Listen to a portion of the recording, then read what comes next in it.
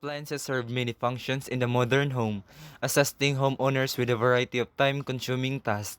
But as we all know, appliances won't run unless they use electricity. Electricity plays a vital role in functioning appliances.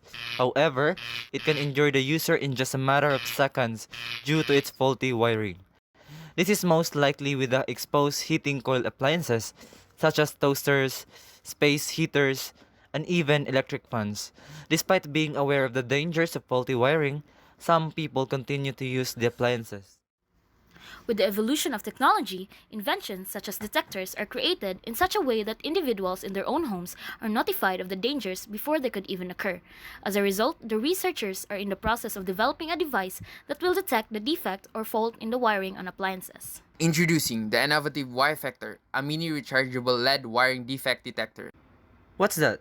That is awesome. Wanna know more about this? Let us explore more.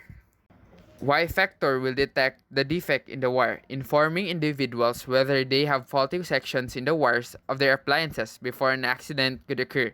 Furthermore, it is portable and rechargeable, so the user can charge it whenever they have the opportunity, and the chances of the device lasting longer are high. Not only it will last longer, it is also easy to carry wherever the user will go. It will not only benefit all family members by ensuring their safety and lowering the risk of electrocution, but it will also assist them in determining wiring problems with minimal inconvenience due to its ease of use. With this, the amount of dangers caused by faulty wiring will be reduced and we can all have an appliance that is safe and usable in our own homes.